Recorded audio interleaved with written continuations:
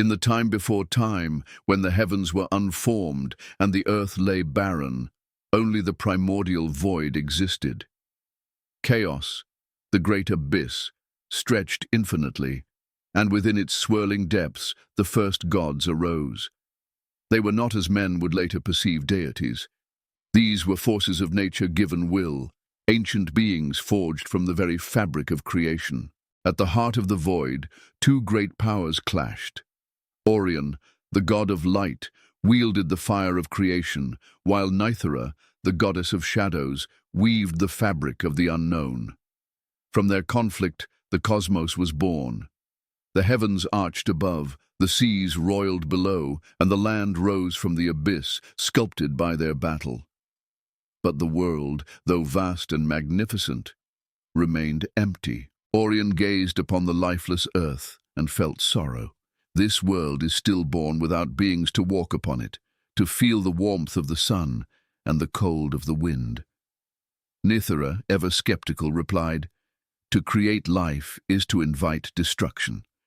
The more creatures we make, the more suffering shall follow." Yet Aurion was undeterred. He descended upon the newborn land, and with his golden hands he reached into the soil, gathering clay from the riverbanks and shaping it. He molded the first beings, sculpting them with care, giving them the form of the divine.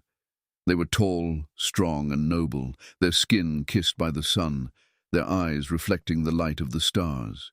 Nythera watched, as Aurion breathed into them the essence of life. They stirred, their bodies trembling as their hearts began to beat. They opened their eyes and beheld the world for the first time, yet their gazes were vacant, their souls empty. "They are flawed," Nythera observed. "They move, they breathe, but they do not feel. What good is a creation without desire, without passion, without understanding?" Aurion frowned, troubled by the truth of her words.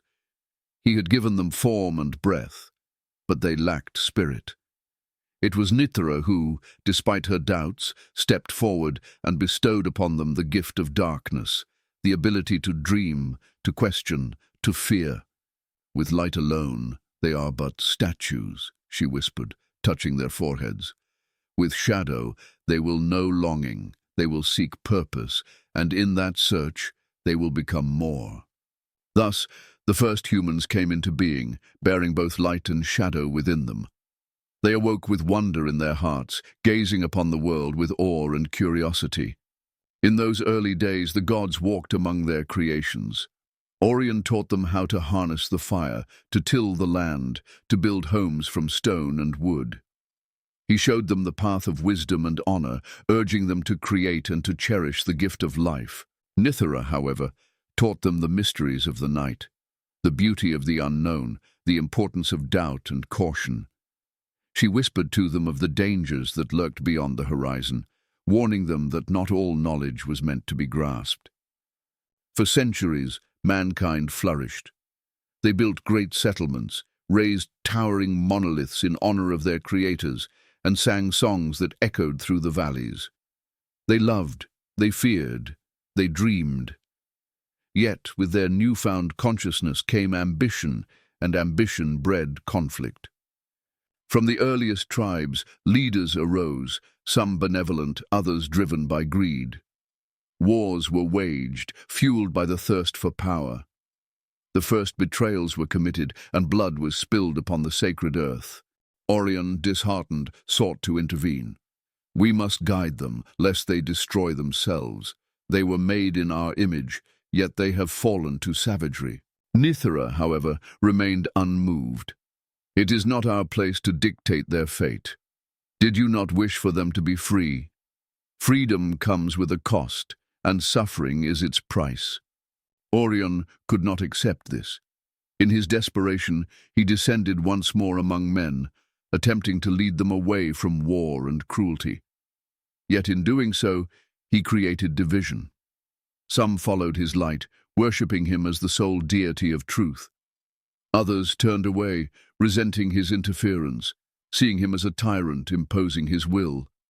And in the shadows, Nythera watched as balance began to crumble. It was in this time of turmoil that the gods' presence became a curse rather than a blessing. Humans, in their arrogance, believed they could ascend beyond their creators.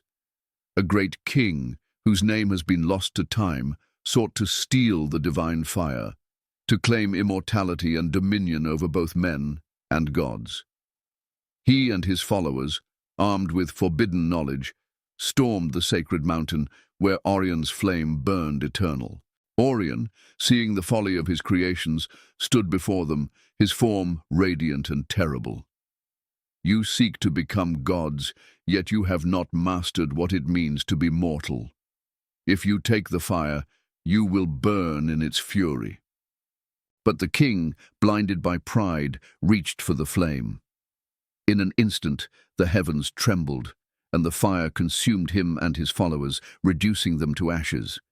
Their screams echoed through the world, and in that moment, mankind knew true fear. Nythera, filled with sorrow, turned away. They were not ready for such power. They may never be. Aurion, heartbroken, cast the fire back into the heavens, placing it beyond human reach. Then let them walk their path alone. We have given them all we can. Thus the gods withdrew from the world, their voices fading into myths and whispers. The era of divine guidance had ended, and humanity was left to forge its own destiny. Though the gods no longer walked among them, their gifts remained. The fire of Aurion still burned in their hearts, granting them wisdom, creativity, and the power to build civilizations. The shadow of Nythera lingered in their souls, giving them the capacity to dream, to question, and to seek beyond what was known. And so humanity grew, rising and falling, warring and uniting, shaping their own fate. They sang of the gods in their stories, carved their images into stone, and passed down the legend of their creation from one generation to the next. Yet there are those who believe that one day the gods will return, that when humanity stands at the edge of its greatest trial, the fire will descend once more, and the shadows will part to reveal the truth.